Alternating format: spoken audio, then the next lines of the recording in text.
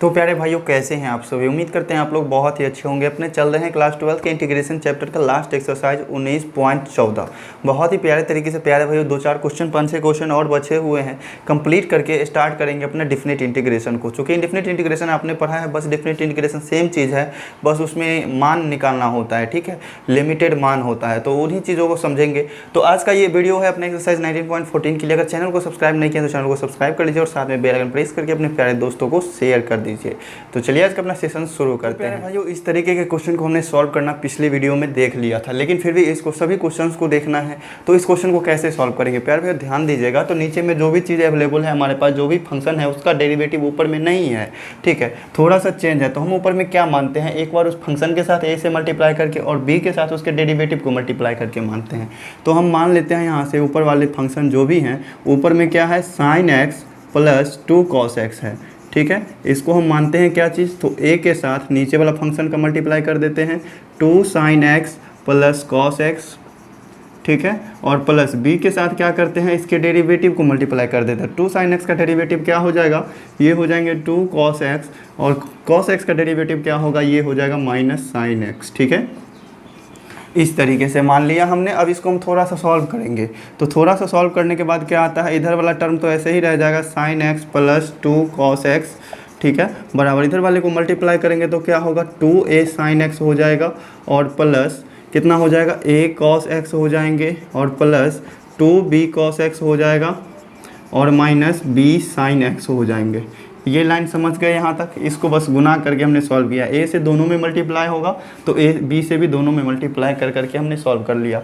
अब देखिए, इसमें तुलना करना होता है sin x और cos x के गुणांक को। तो sin x वाला को एक साथ करेंगे और फिर cos x वाले को एक साथ करेंगे। तो क्या करना पड़ेगा, इधर वाला को सेम ऐसे ही रहने देना है, sin x plus 2 cos x को ऐसे ही रहने देना है, और sin x वाला ये टर्म रहा और sin x वाला ये रहा। दोनों में से यदि हम sin x कॉमन लेते हैं तो क्या बचता है, यहाँ से बच जाएगा 2a और यहाँ से बच जाएगा minus B, 2a minus B बचा।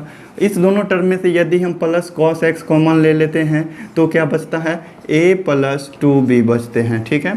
अब देखिए यहाँ पर क्या करेंगे, sin x इधर भी है, sin x इधर भी है, दोनों तरफ गुणांकों का तुलना करेंगे। तो हम लिखेंगे डायरेक्ट से, गुणांकों का तुलना करने पर, गुणांकों का तुलना करने पर कंपेयर करेंगे दोनों तरफ इसके कॉफिशिएंट का।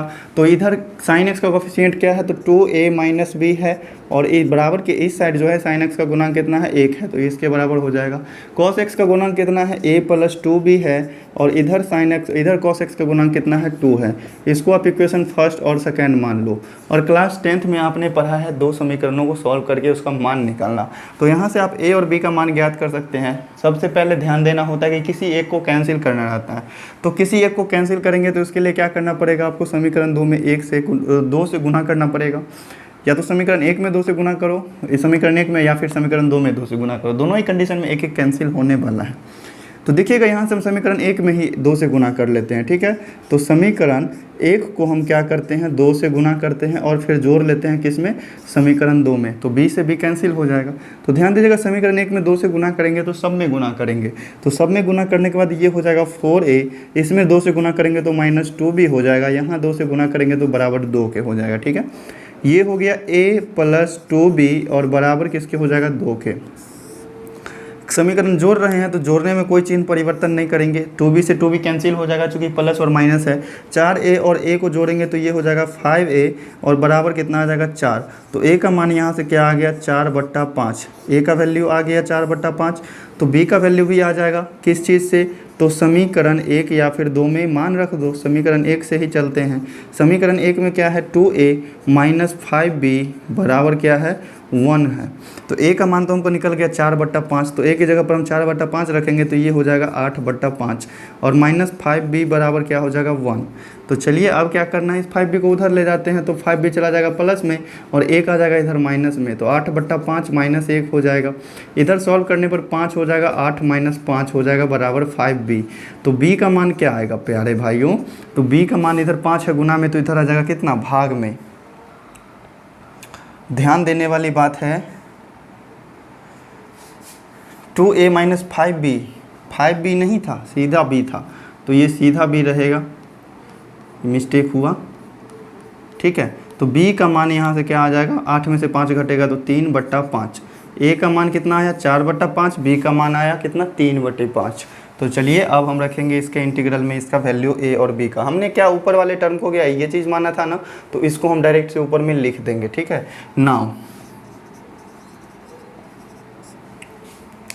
नाउ हमने क्या माना था, ये ऊपर वाला जो भी टर्म था चूँकि डेरिवेटिव नहीं था नीचे वाले का, तो इसको हमने ये चीज़ माना था, ठीक है।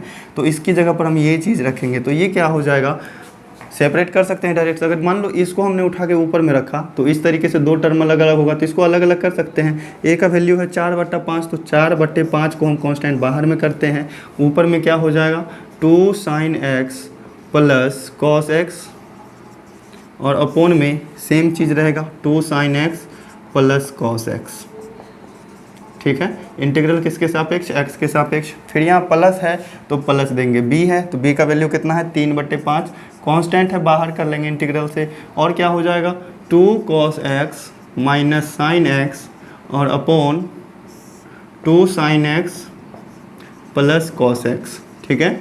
इंटीग्रल किसके सापेक्ष, x के सापेक्ष। देखो यहाँ से दोनों सेम टर्म है, कैंसिल हो जाएगा। यहाँ से 1 का इंटीग्रल x के सापेक्ष क्या होता है, x होता है, तो ये हो जाएंगे 4/5x और प्लस 3/5 है तो रहेगा, और ये क्या हो जाएंगे लॉग ऑफ मॉड ऑफ, क्या है कि देखो नीचे में जो भी टर्म है ऊपर में इसका डेरिवेटिव अवेलेबल है। तो क्या करते हैं, अगर कोई एक टर्म आता है, एक फॉर्मूला होता है, जैसे ऊपर में f' है मतलब डेरिवेटिव है किसका, तो नीचे में f(x) का, और इसका इंटीग्रल आपको x के सापेक्ष निकालना है ना, तो इसका क्या हो जाता है इंटीग्रल क्या होता है log of mod of f(x) हो जाता है सीधा, और प्लस c होता है इस तरीके से। अगर नीचे में कोई फंक्शन हो और उसका डेरिवेटिव ऊपर में आपको अवेलेबल हो तो डायरेक्ट से आप लॉग ऑफ मॉड ऑफ और नीचे वाला फंक्शन लिख देना, ठीक है। तो इसका इंटीग्रल क्या हो जाएगा log of mod of 2 sin x और plus cos x, 2 sin x plus cos x plus c, ये हो गया अपना प्यारा सा आंसर, क्योंकि नीचे में जो फंक्शन था उसका डेरिवेटिव ऊपर में है। तो प्यारे भाई उम्मीद करते हैं बहुत ही प्यारे तरीके से समझ में आया होगा। तो चलिए बढ़ते हैं अपने नेक्स्ट क्वेश्चन पे। इस क्वेश्चन को भी बस जस्ट सेम मेथड से सॉल्व करना है। नीचे में जो भी फंक्शन है ऊपर में उसका डेरिवेटिव अवेलेबल नहीं है तो ऊपर वाले को हम मान लेंगे, ठीक है। ऊपर वाला जो sin x है इसको हम मानेंगे, माना sin x बराबर क्या चीज़ मानना है, तो मानेंगे बस a और इंटू में नीचे वाला फंक्शन जो है सेम उतार देना, 3 sin x plus 5 cos x हो गया, और ठीक है, और उसके बाद प्लस b इंटू में इसका डेरिवेटिव मान लेंगे, तो 3 sin x का डेरिवेटिव क्या हो जाएगा 3 cos x हो जाएगा, और प्लस 5 cos x का डेरिवेटिव क्या हो जाएगा -5 sin x हो जाएंगे, ठीक है। और बस इतना ही मानना है। अब इसको सॉल्व करके आपको a और b का वैल्यू ज्ञात करना है। तो देखिएगा sin x इधर है तो sin x रहने दो, और बराबर इधर से देखो यदि 3 sin x है ना, और इधर क्या है -5 sin x है। सॉल्व करते हैं, sin x का गुणांक यदि हम लाएंगे तो ये हो जाएगा sin x इंटू इधर क्या है 3a है तो 3a हो जाएगा, इधर प्लस b है और यहाँ -5 है तो ये क्या हो जाएंगे -5b हो जाएगा। इस तरीके से आप डायरेक्ट लिख सकते हैं।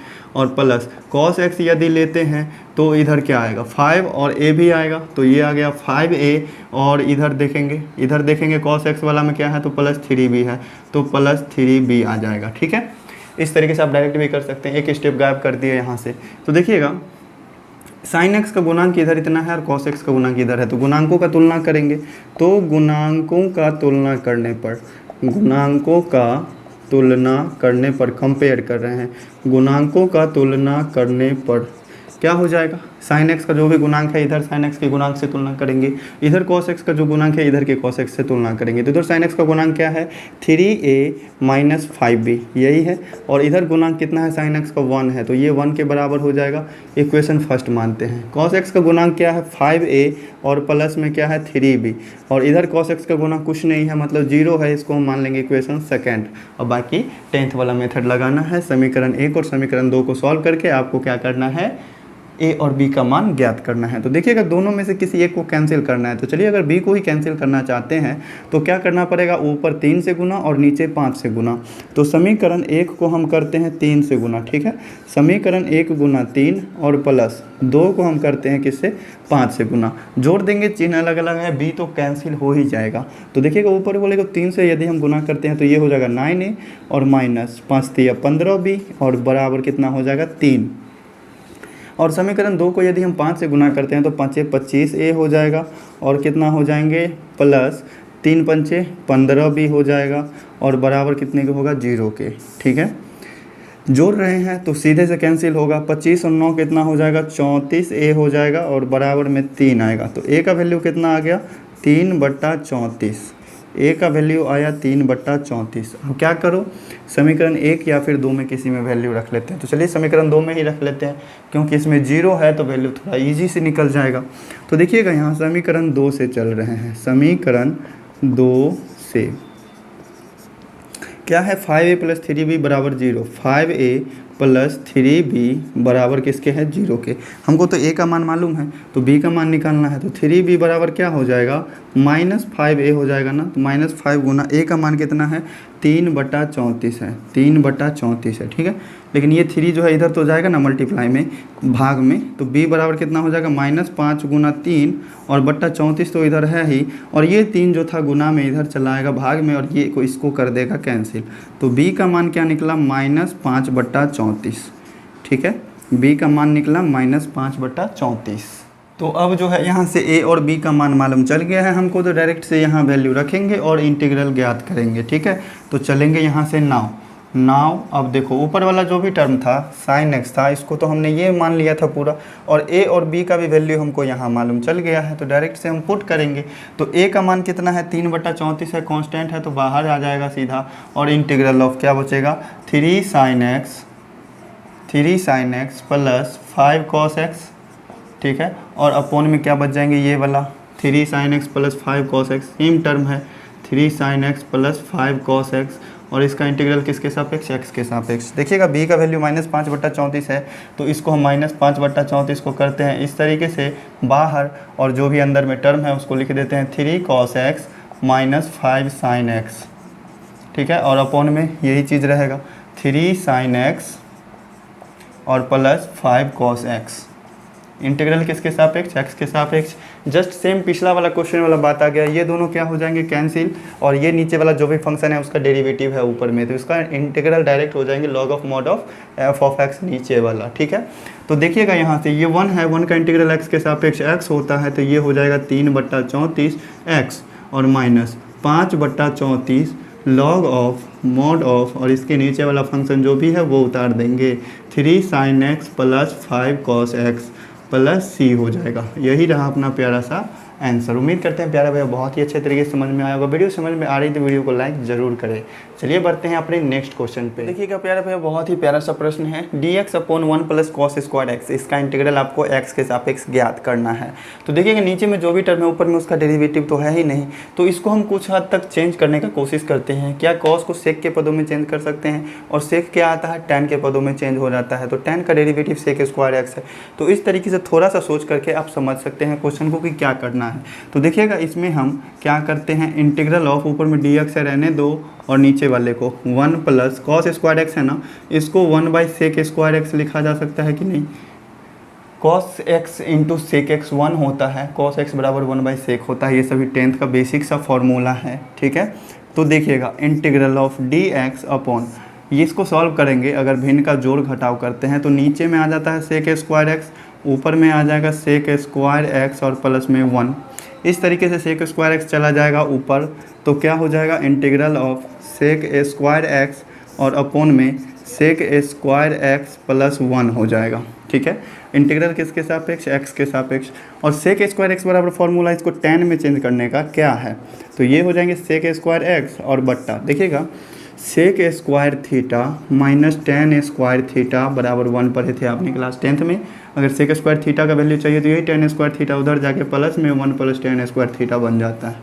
ठीक है, तो यहाँ पे हम क्या लिख सकते हैं 1 प्लस tan स्क्वायर थीटा, और प्लस 1 है पहले से तो रहने दो, इंटीग्रल किसके सापेक्ष x के सापेक्ष। ठीक है, integral of sec square theta, sec square x ऊपर में है ही, यहाँ थीटा लिख दिया हमने, x होगा। ठीक है, 1 और 1 दोनों जोड़ेंगे आपस में तो क्या हो जाएगा 2, और प्लस क्या हो गए tan स्क्वायर x, इंटीग्रल किसके सापेक्ष x के सापेक्ष।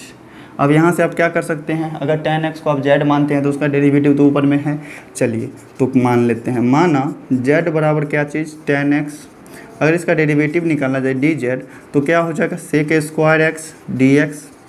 यहाँ तक में कोई प्रॉब्लम नहीं है। अब देखो इसके आगे का सॉल्यूशन बहुत ही प्यारा सा है क्वेश्चन।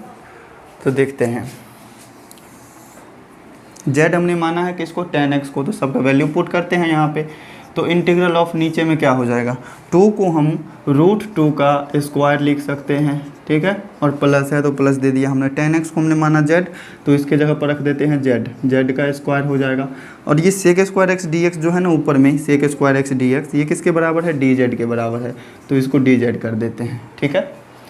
तो इंटीग्रल क्या होता है, 1/a² प्लस x स्क्वायर का। ये किस फॉर्म पे आया, फॉर्मूला एक आता है 1/a² प्लस x स्क्वायर का इंटीग्रल x के सापेक्ष, ये होता है 1/a tan इनवर्स x/a और प्लस c। तो ये वाला फॉर्म पे बस आपको रख देना है, इंटीग्रल इसका निकल जाएगा।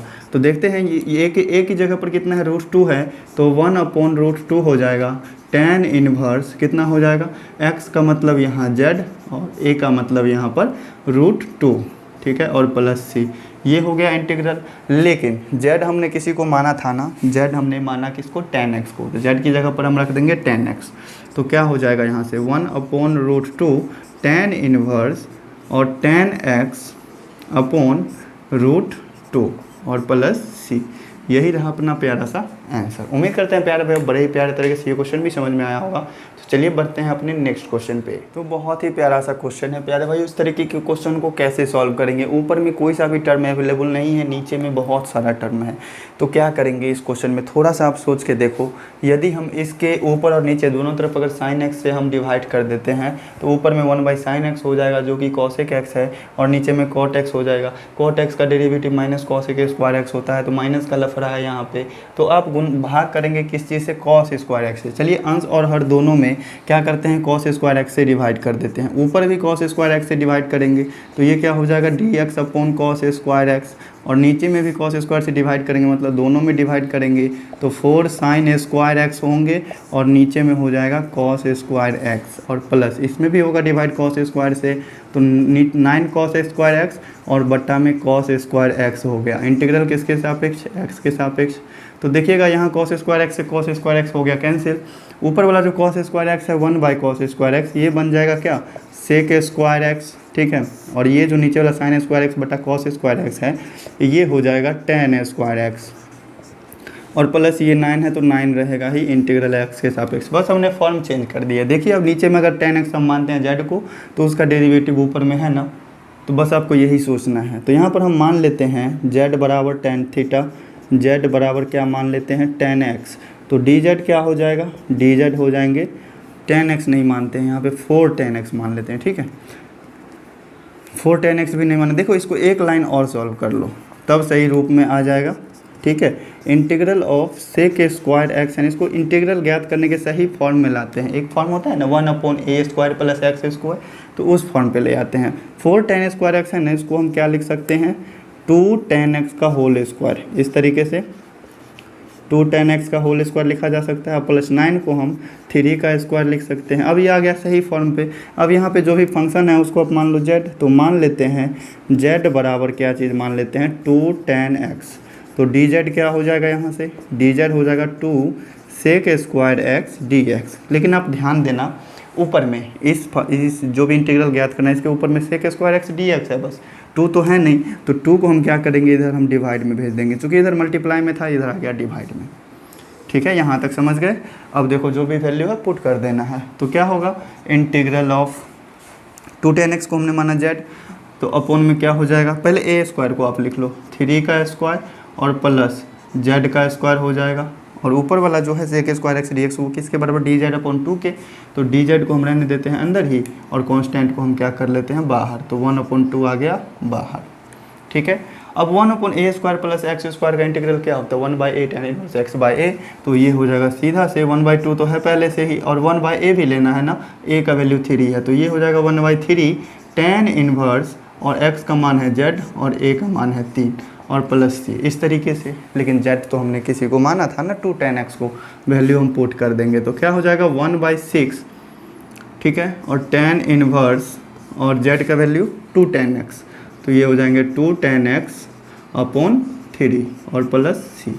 प्यारे भाई उम्मीद करते हैं ये क्वेश्चन भी समझने में आपको किसी भी तरह का डाउट नहीं रह गया होगा। अगर वीडियो अच्छी लगे तो वीडियो को लाइक जरूर कीजिए। अगर चैनल पे पहली बार आए हैं, हमारे वीडियोस पहली बार देख रहे हैं, तो चैनल को सब्सक्राइब करके अपने प्यारे दोस्तों को भी शेयर कर दीजिएगा। तो प्यारे भाई चलिए, जो भी परेशानी हो आप लोगों को मैथ में कॉमेंट करके ज़रूर बताइएगा। मिलते हैं फिर नेक्स्ट वीडियो में, तब तक पढ़ते रहें, खुश रहें, मस्त रहें।